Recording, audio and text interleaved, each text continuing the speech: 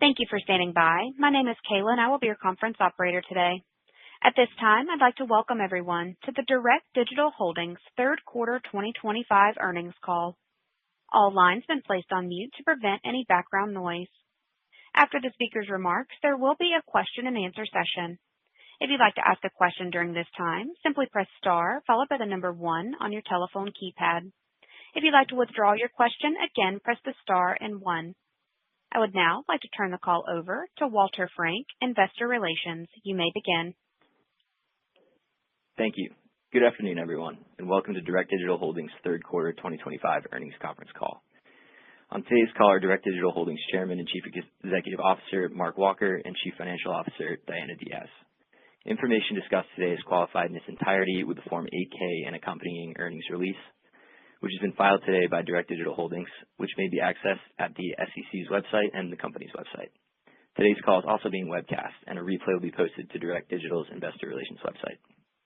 Immediately following the speaker's presentation, there will be a question-and-answer session. Please note that the statements made during the call, including financial projections or other statements that are not historical in nature, may constitute forward-looking statements. These statements are made on the basis of Direct Digital's views and assumptions regarding future events and business performance at the time they are made. We do not undertake any obligation to update these statements. Forward-looking statements are subject to risks, which could cause Direct Digital's actual results to differ from its historical results and forecasts, including those risks set forth in Direct Digital's filings at the SEC, and you should refer to those for more information. This cautionary statement applies to all forward-looking statements made during this call. During this call, Direct Digital will be referring to non-GAAP financial measures. These non-GAAP measures are not prepared in accordance with generally accepted accounting principles. Reconciliation of the non-GAAP financial measures to the most directly comparable GAAP measures is available in the earnings release that Direct Digital filed in its Form 8-K today. I will now hand the call over to Mark Walker, Chief Executive Officer. Please go ahead, Mark. Thanks, Walter, and thank you to everyone joining our call this evening.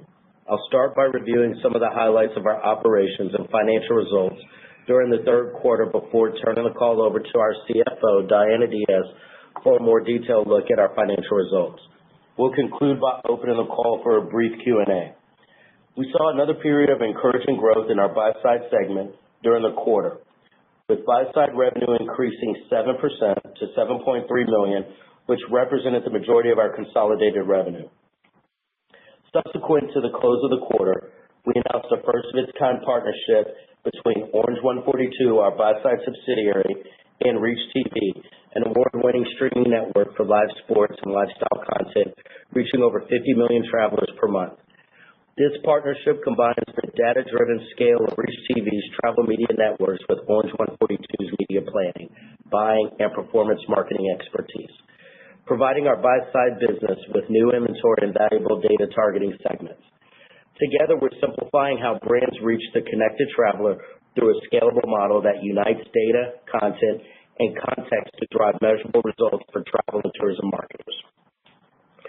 During the third quarter, our sell-side revenue was negatively impacted by lower than anticipated impression inventory and engagement levels as we continue working to rebuild publisher relationships and onboard new customers.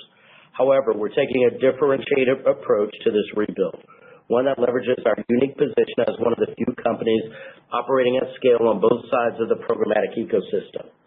We're developing integrated solutions that combine our supply-side platform technology capabilities with Orange 142's demand-side marketing expertise, creating a full-stack offering for clients.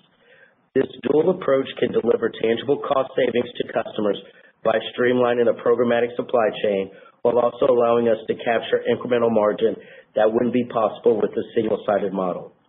We're currently in alpha testing with select clients generating revenue, which fueled our quarter-over-quarter increase in buy-side revenue, and early feedback has been positive.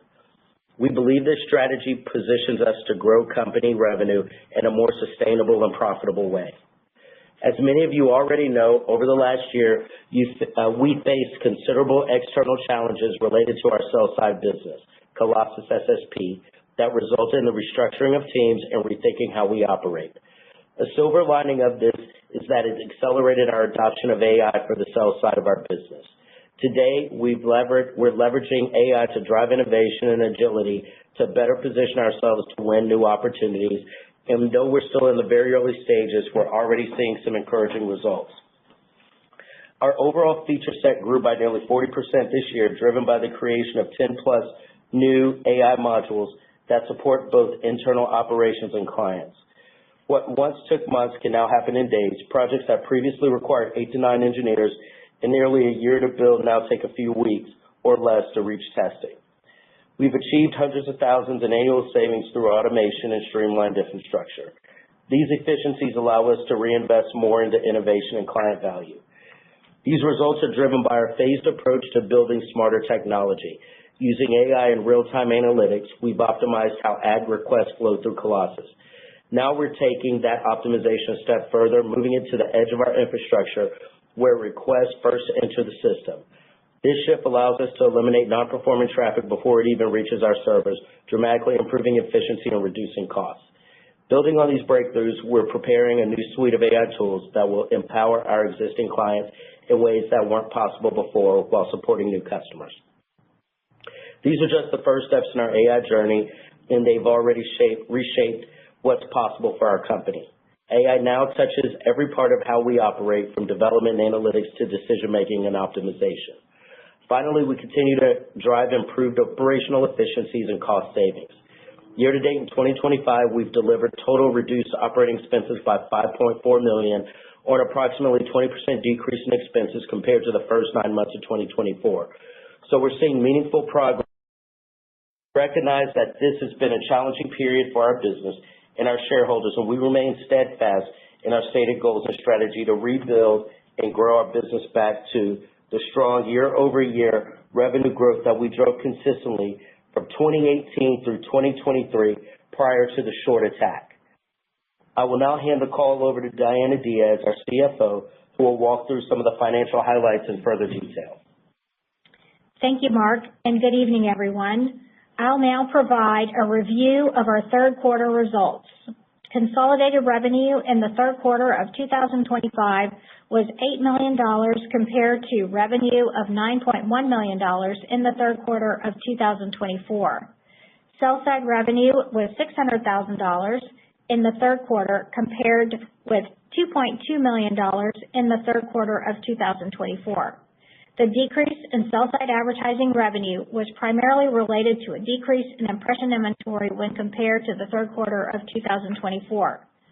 Buy-side revenue increased approximately 7% to $7.3 million compared to buy-side revenue of $6.8 million in the third quarter of 2024. Gross margin for the third quarter of 2025 was 28% compared with 39% in the third quarter of 2024. Operating expenses in the third quarter of 2025 were $6.1 million, a decrease of 25% or just over $1 million compared with $7.2 million in the same period of last year. The reduction is primarily related to a decrease in general and administrative costs. Expense reduction is a key strategic initiative for Direct Digital, and we're pleased with the progress that we've made so far. Our long-term goal is to efficiently minimize our cost structure while simultaneously driving growth across our business. Total operating loss for the third quarter was $3.9 million compared to a loss of $3.7 million in the same period of last year. Net loss in the third quarter improved to $5 million or 24 cents per share compared to a net loss of $6.4 million or a loss of 71 cents per share in the third quarter of 2024. Adjusted EBITDA for the third quarter was a loss of $3 million, essentially consistent with the adjusted EBITDA loss of $2.9 million in the prior year period. Now turning to the balance sheet, we ended the quarter with cash and cash equivalents of $900,000 compared to $1.4 million as of December 31st, 2024. Total cash plus accounts receivable balances as of September 30th, 2025 was $4.5 million compared to $6.4 million at the end of 2024. We remain focused on strengthening our capital structure through multiple financing pathways. During the third quarter, we successfully converted $25 million of existing debt into Series A convertible preferred stock, substantially improving our shareholders' equity position and enhancing our financial flexibility. This momentum continued after quarter end with an additional $10 million debt-to-equity conversion completed on October 14, 2025. We've also enhanced our capital access by expanding our equity line of credit facility to $100 million, a 50 million share increase in late October. Since the program's November 2024 inception, we've raised $8.9 million through this facility, and the expansion provides meaningful additional financing capacity to support our strategic objectives. Now I'd like to turn it back over to Mark for some closing comments. Thank you, Diana, and thank you to everyone for joining. We appreciate your interest in Direct Digital Holdings and would like to now open the call for questions. Operator, please open the line. At this time, I'd like to remind everyone, in order to ask a question, press star, then the number 1 on your telephone keypad. Our first question comes from the line of Dan Kurnos with Benchmark Company. Your line is open. Thanks. Evening. Mark, obviously not the sell side result you were looking for. We had talked about direct integration. There's a lot of noise in DSP land right now with trade desks basically prioritizing OpenPath. They're obviously a big DSP partner, could be. Do you think, Amazon's making a bunch of noise. How do we think about your willingness to kind of pursue the historical business model and direct connect and drive volume from the DSP universe through Colossus? And then subsequently, you talked about this platform approach. Obviously, Orange 142 linking up and keeping everything sort of in the ecosystem makes a lot of sense, but you have to be able to drive both advertiser demand and publisher access and inventory to make the ecosystem grow. So just help us get a little bit more clarity on the thought process there. Yeah, no, good question, Dan. So we see it as a combination of both. So we think, the traditional business model of working directly with DSPs, we still see that as a viable path. We think that some of the tier 2 DSP partners that are out there are still interested in partnering. And then some of the tier 1s are still interested in partnering and see that as a viable option. However, for the company and the way that we're viewing our go-forward strategy, more of the ecosystem platform play, we're making more investments going down that path. And that's where we have already started testing and starting to see favorable results and favorable feedback from our clients due to the level of cost savings that we're able to provide to them. So we think that it's going to be for us multiple revenue streams into the SSP for the go forward. And we're looking for more opportunities and exploring different ways to continue to drive revenue through the SSP that we actually have autonomy to control. And do you have from the buy side perspective, we've talked about category expansion, vertical expansion. As you kind of go through this platform approach evolution, does it change your go-to-market? Does it change your ability to reach out to the buy side and suggest, hey, you can get better SPO, you can get better yields, you can get better return ROAS effectively to the buy side anyway, by running this platform approach? And how receptive have advertisers been to the new go-to-market? Yeah. So far, the advertisers have been, the ones that we're in alpha testing with have been pretty favorable with that approach. And then the tests that we've run, they've seen the benefit from a performance perspective and also from a ROAS perspective. So the way that we're viewing it, it's one side of our business that we've been very strong on, and that is really the revenue generation side for our buy-side business. And so we're going to continue to push towards that, where we feed the top of the funnel to run more dollars in revenue to the bottom of the funnel. And then for us, maintaining the publisher relationships is important, so we're continuing to focus on that as well. And just any additional color you can give us on the Orange 142 and Reach TV partnership. You flagged it. I think it's interesting. It's kind of that adjacent into travel, which you guys already have some tourism there. So I don't know if you would consider that sort of an add-on to where you already are, or if we should be looking for more of these kinds of partnerships in the future where you guys get creative with your platform. Yeah, the Reach TV partnership, we view that as being strategic in nature. We have roughly about 70 partners that are in the DMO advertising space. And so having a Reach TV with the data platform that they have, and also I would say the RTM component that they actually have in many of the different airports across the United States, and specifically content that they have, we saw that as being strategic as nature and a real complement to the advertisers that are already buying with us already. So yes, we are planning on continuing to find opportunistic opportunities like Reach TV, but we felt like this one was definitely important for our platform. Got it. Thank you, Mark. I appreciate it. Absolutely. And your next question comes from the line of Michael Kopinski with Noble Capital Markets. Your line is open. Thank you, and good evening. Just a couple of questions. You indicated that there was $2.1 million in revenue from new verticals in the buy side in the latest quarter. And if I just extract that revenue out in the quarter, it seems like there's quite a bit of attrition. And I was just wondering if you can maybe provide a little color on where we saw the weakness. Was it particular customers, verticals? Maybe just add some color there. Yeah. So for us, the way that we viewed it, we definitely are going after new verticals. We're taking a strategy of going after larger customers and purposely avoiding customers that might be a little bit smaller in nature just due to the churn and internal resources that's required to manage. So strategically, we saw it as being valuable to go after different industries and different verticals and go after larger customers in those industries.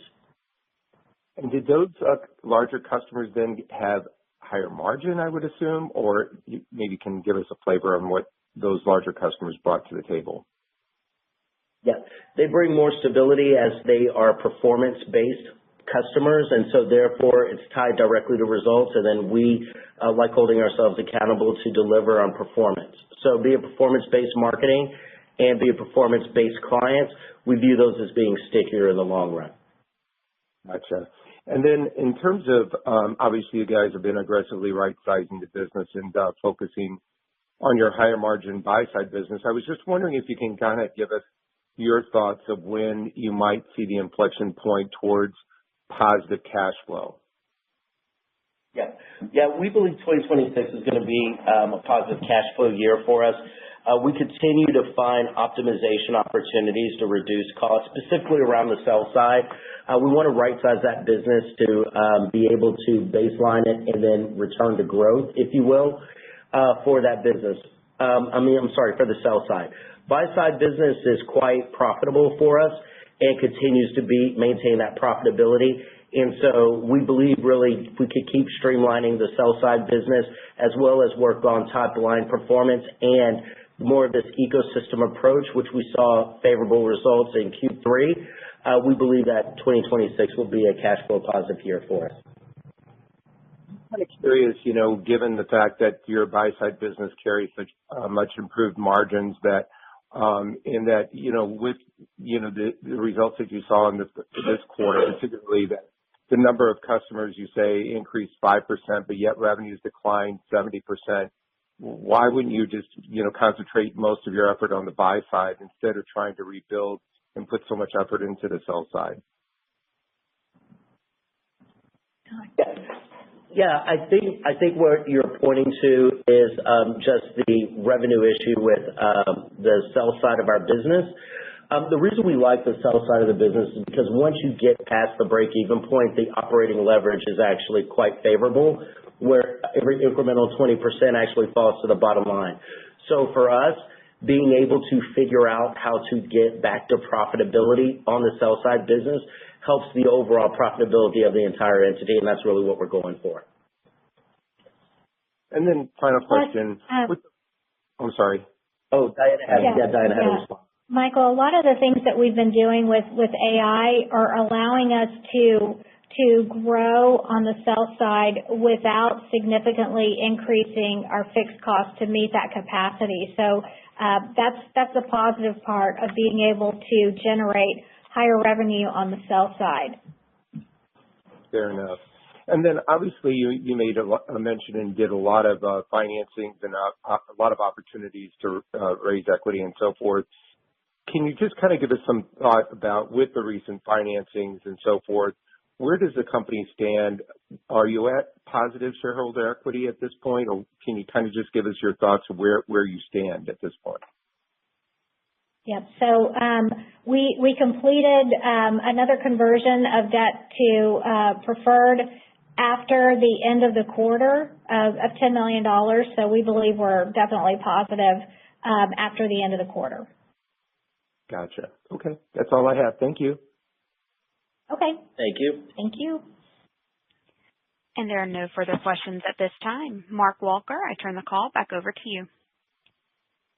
Thank you. And if there's no further questions, that concludes our conference for today. Thank you for participating. You may now disconnect.